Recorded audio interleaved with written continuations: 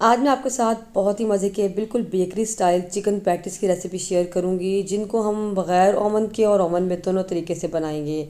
और बग़ैर ओवन के भी बहुत ही ज़बरदस्त बनेंगे, बहुत ही ज़बरदस्त कलर इन पे आएगा और बहुत ही अच्छी लेयर्स इसकी खुलेंगी। इनको बनाना बहुत आसान है और बेकरी से बेहतर इसको आप घर पर बनाकर तैयार कर सकते हैं और बहुत ही कम बजट में बनाकर तैयार कर सकते हैं। बेकरी से अगर आप पैटीज़ देने जाते हैं तो कम से कम भी आम बेकरी से अगर आप लेते हैं तो 80 से लेकर 100 रुपये तक एक पैटीज़ आता है। तो घर पर इसको आप बहुत कम बजट पर तैयार कर सकते हैं। बहुत ही ज़बरदस्त बनते हैं और बहुत ही क्रिस्पी बनकर तैयार होते हैं और विदाउट ओवन भी बहुत ही क्रिस्पी बनेंगे। स्टेप बाय स्टेप रेसिपी होगी, तमाम जो है टिप्स और ट्रिक्स मैं आपके साथ शेयर करूँगी, तो वीडियो को लास्ट तक वॉच कीजिएगा। तो शुरू करते हैं रेसिपी को। तो बिस्मिल्लाहिर्रहमानिर्रहीम, अस्सलाम वालेकुम। आप देख रहे हैं मेरा YouTube channel let's cook with आसिया।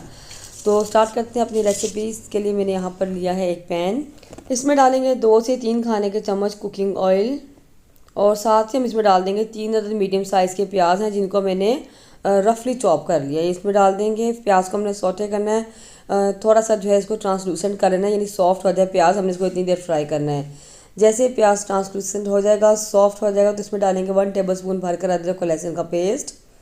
साथ इसमें शामिल करेंगे 3 से 4 अदद हरी मिर्चें, जिनको मैंने कूट लिया है, ये इसमें डाल देंगे। यहाँ से ज़रूरत भी आप इसमें डाल सकते हैं। थोड़ा सा मिक्स करेंगे।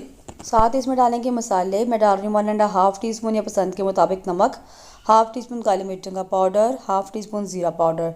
इनको डालकर हम अच्छे से मिक्स कर लेंगे। और अब यहाँ पर मेरे पास है थोड़ा सा पानी, इसमें मैंने 2 टेबलस्पून कॉर्नफ्लोर को शामिल किया है और इसको अच्छे से मिक्स कर लिया है। हस्बे ज़रूरत आप पानी ले सकते हैं। और ये कॉर्नफ्लोर हम इसमें डाल देंगे और फ़ौरन से इसको मिक्स कर लेंगे ताकि गुठलियाँ ना बनने पाएँ। साथ साथ इसको मिक्स करते रहेंगे और साथ साथ कॉर्नफ्लोर डालते रहेंगे। और कॉर्नफ्लोर डालने के बाद यहाँ मेरे पास 1 बाउल जो है चिकन का है, जिसको मैंने बॉईल करके श्रेड कर लिया था, तो ये इसमें शामिल कर देंगे। और साथ ही आधा कप जो है ना मेरे पास दूध है, ये भी इसमें डाल देंगे। उनको डालकर अच्छे से मिक्स करेंगे और तब तक इसको हमने मिक्स करना है कि जब तक ये बिल्कुल ड्राई नहीं हो रहा था और पैन को छोड़ना शुरू कर दे, इतनी देर हम इसको पकाएंगे। और बस यही स्पाइसेस इसमें जाएंगे, बहुत ज़्यादा मसाले इसमें नहीं जाते। मिर्चियाँ आप अपनी पसंद के मुताबिक कम या ज़्यादा भी कर सकते हैं। अगर आपको ज़्यादा स्पाइसी खाना हो तो आप थोड़ी सी मिर्ची इसमें मज़ीद ऐड कर सकते हैं या थोड़ी सी कुटी हुई मिर्चें भी इसमें डाल सकते हैं।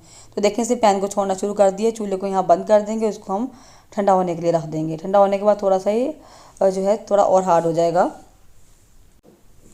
तो जी मिक्सर को मैंने जो है ना ठंडा होने के बाद एक बाउल में निकाल लिया, इसको साइड पे कर देते हैं। अब यहाँ पर मेरे पास पफ पेस्ट्री की डो है। मैंने पहले आपको उसकी रेसिपी शेयर की हुई है आपके साथ। जिन्होंने ये नहीं देखी और वो जाकर पहले इसकी रेसिपी देखी, मैं आपको लिंक डिस्क्रिप्शन बॉक्स में दे दूँगी, तो आप पहले वो वॉच कर लें, उसके बाद आप ये मेरी इस वीडियो पर आएँ। तो ये मैंने दोबारा से नहीं बनाई है, होममेड बनाई है। इसको मैं आपको कट करके दिखाती हूँ। हम इसको 2 हिस्सों में डिवाइड कर लेंगे। ये तकरीबन जो है ना 250 ग्राम मैदे से मैंने बनाई है। और देखिए माशाल्लाह कितनी ज़बरदस्त इसकी लेयर्स बनी है। अगर आप इसको बनाकर जो है फ्रीज़ कर लेते हैं तो आपने इसको यूज़ करने से पहले बाहर निकाल कर रख देना है ताकि रूम टेम्परेचर पर आ जाए। उसके बाद आपने इसको जो है ना बेलना शुरू करना है। घर पर ही बहुत आसानी से बन जाती है, बाज़ार से बेहतर है कि आप इसको घर पर बनाकर तैयार करें। अब आपने इसको बेलने से पहले इस तरीके से टैप करना है ताकि अंदर जो हमने मार्जिन या शॉर्टनिंग डाली है वो इवनली हर तरफ बराबर फैल जाए।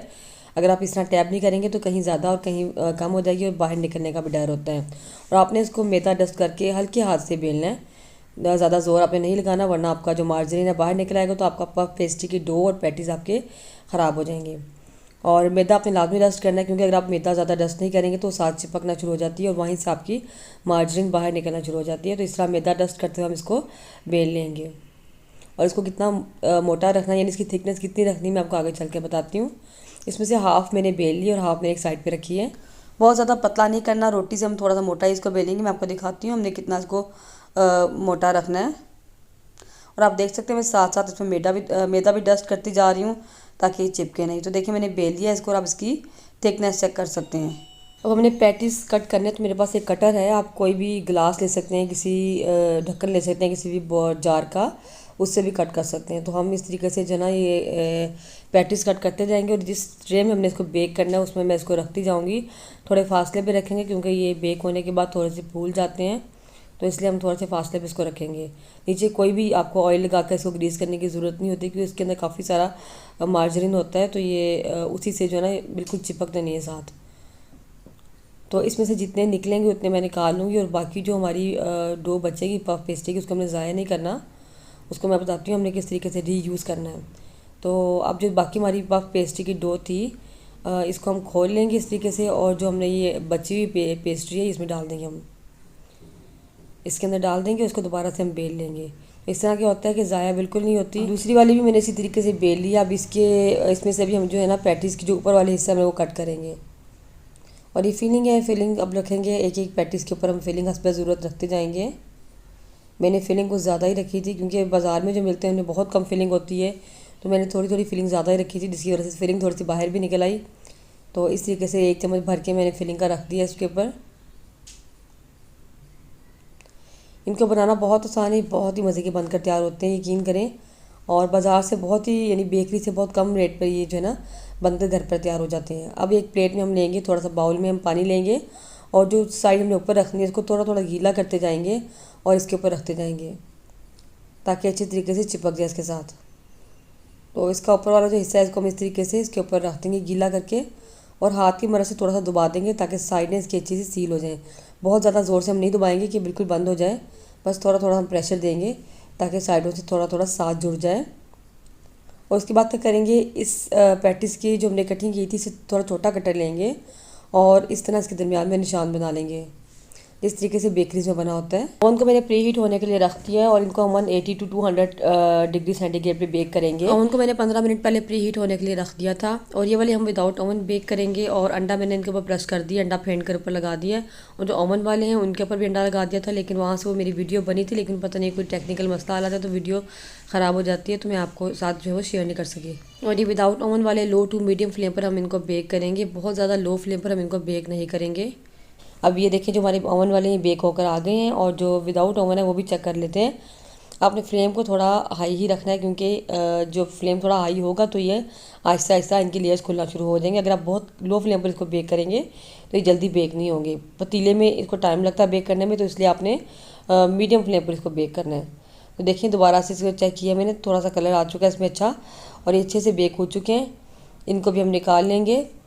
थोड़ा सा जो है ना ओवन से ज़्यादा टाइम लगता है पतीले में, लेकिन बहुत ज़बरदस्त बने। और विदाउट ओवन बहुत अच्छा कलर आया। ओवन में बल्कि थोड़ा सा कलर डार्क हो गया, लेकिन विदाउट ओवन आप देख सकते हैं कितना ज़बरदस्त कलर है। ये ओवन वाले पैटीज़ हैं हमारे जो हमने ओवन में बेक किए थे। देखिए माशाल्लाह कितना ज़बरदस्त कलर है, और लेयर्स इसकी कितनी ज़बरदस्त खुल के आई हैं।